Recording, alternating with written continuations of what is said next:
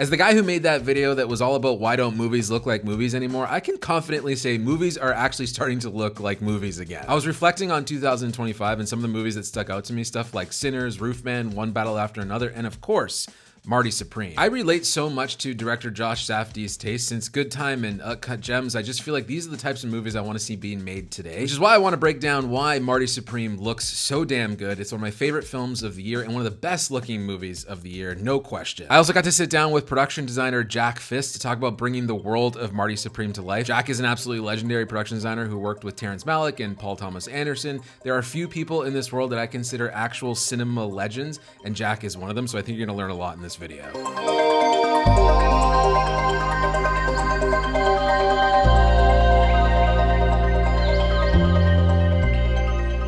The production design of this movie is phenomenal, and like I said, Jack is an absolute legend at this. We really get caught up in lenses and cameras instead of thinking, well, what's actually in that frame? It's the wardrobe, it's the spaces and the places. And in a film that is predominantly shot on close-ups and long lenses, meaning all you really see is a person's face, it is really interesting to know that how they filled all these spaces with things that you might not even see. Fill blocks of downtown to make it look like the 50s. Yeah. And next to the shoe store was a modern hotel. We had to cover, you know, hotels 150 feet wide with built storefronts and dressing and stuff. But all that stuff helps the actors.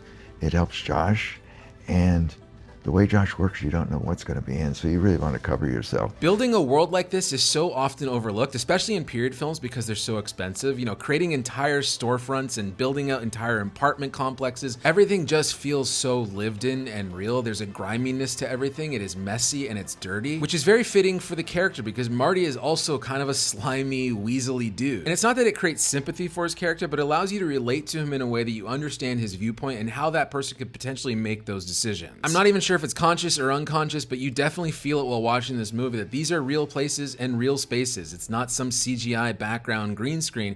That's a real storefront. That's a real shoe store. We made like 8,000 boxes of shoe boxes with labels on them, Yeah. and tissue paper in them and all that stuff. So Did those shoes have to be like period accurate in case someone grabbed them though? Like was that Yeah. part? That's wild. yeah. Clearly, director Josh Safdie has incredible taste and talent because not only did he get Timothée Chalamet and Gwyneth Paltrow in this movie, he hired a production designer like Jack Fisk and also cinematographer Darius Khondji. I don't even know how many times I've mentioned on this channel that I think Seven is one of the best looking movies of all time, and that was shot by Darius Khondji. And this isn't the first time Darius and Josh have worked together. They actually originally worked together on a Jay-Z music video that if you haven't seen is phenomenal. But their first feature film together was Uncut Gems, and a lot of the ways that they shot Uncut Gems translated into Marty Supreme, but these are very different movies. I tried to go out into the streets without a permit, without, permission, and use real people, unsuspecting real people, to become naturally the extras in the scene.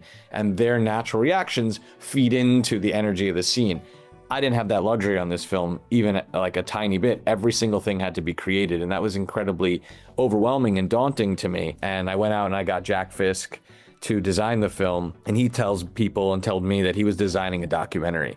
He knew that I was going to be entering those scenarios with the idea that I'm stealing them. Like Eli Bush, one of the producers, came up to me and he goes, "This is great." I said, "Why?" He goes, "It's like you're making a $20,000 movie." And because Josh likes to shoot on long lenses, a lot of times these cameras are up in the stadiums and the stands and they're on the outskirts of where the action is happening, but it feels like you're right in the moment. They shot this movie on Panavision anamorphic lenses, going up to even 360 millimeter long zooms. Josh, designing all the camera angles with the camera operators and we put the camera at a distance of them and let them play again like a documentary in a way. It's almost like looking through a magnifier, looking like through a binocular, in an anamorphosed cinemascope way. For some context, when you shoot a movie on anamorphic, usually a wide is about a 40 millimeter. On this, they were shooting 65 and 75 millimeter as their wide shots. So much of the tension that you feel in this film is because of those tight shots on faces. This close-up look is something that you would see in a lot of old 70s films from Gordon Willis and obviously Michael Mann throughout the 80s and 90s. Even early Christopher Nolan work like Insomnia, it's all told in the face. Which is another thing I just don't think we talk about enough when it comes to cinematography is people's faces. The human face is so interesting,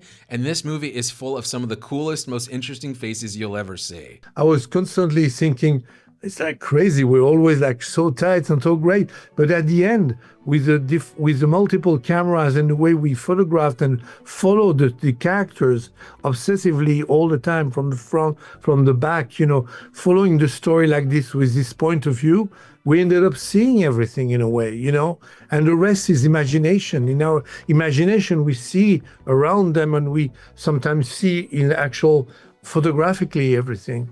And it was very, very exciting, but it was done like the way we photographed it. I loved it because it was really like photographing a great boxing match, The ping pong scenes in particular are so gorgeously shot. They were looking at old Bellows paintings as a reference, which is this stark, hard lighting, but it also feels incredibly soft. If you look at their lighting rigs, these things are magnificent. Not only did they have to make sure that each of the players were lit beautifully, even folks in the stands had to be lit so you could see them in the background. Now, this movie was also shot on 35mm film. Josh has this saying, it's like, we spend so much time trying to make digital look like film, so why don't we just shoot on film? But what I think is really cool is they also shot on digital. There's some behind the scenes where you can see them shooting on an Alexa. They haven't said which shots are film and which shots are digital. I know because of the behind the scenes that there's a scene that happens in Central Park that was shot on digital, but you would never know the difference between the digital shot and the film shot, which again speaks to the power of great production design and a great cinematographer and lensing and lighting. It's not the format, it's the people using the format. I saw some really silly discourse about this film costing $70 million, and I just want to talk about that for a second. Making movies is expensive, but making a period film feel as real and grounded as this one is astronomically difficult. Everyone talks about wanting real, grounded, raw stories that feel lived in and they don't feel like this glossy blue screen thing. Well, that's what they cost. This stuff costs money. And that's not to say this movie wasn't frugal and crafty and smart, because Jack Fisk is an incredible production designer with a wealth of knowledge to make things happen quickly and cheaply. For example, there's a scene in this movie of a used car lot that a lot of people have been relating to Michael Mann's Thief. Unfortunately, there's not even a still of this shot on the internet yet, but you know the scene that I'm talking about. It's in the used car lot. And I asked Jack about this specifically because in my head, I thought it was one of the more elaborate shots of the scene, and it turns out they got it in an hour. The car lot you were talking about was done on the last day of shooting. Wow. Right outside the soundstage where we were shooting inserts. We had no time. It was written to be in a diner, but there was no time to drive to a location. We didn't have any money left to dress the location and stuff. So, but we had some old cars that we were using in the film. So I got this idea of doing a used car lot. I said, just get me a string of lights and those cars so we can reflect on that. We built a corner of a building.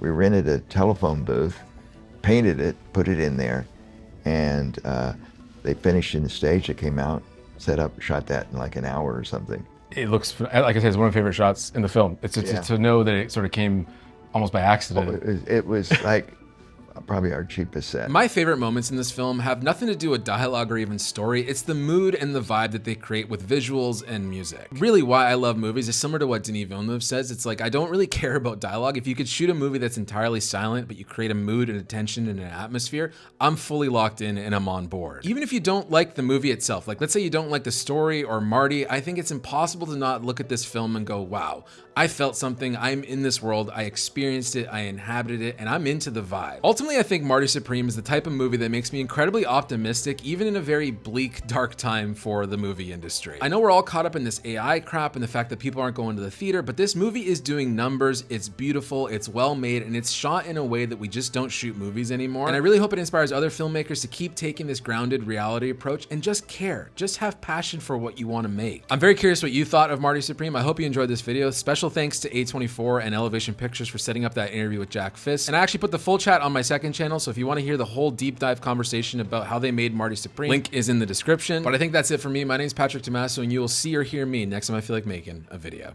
Cheers.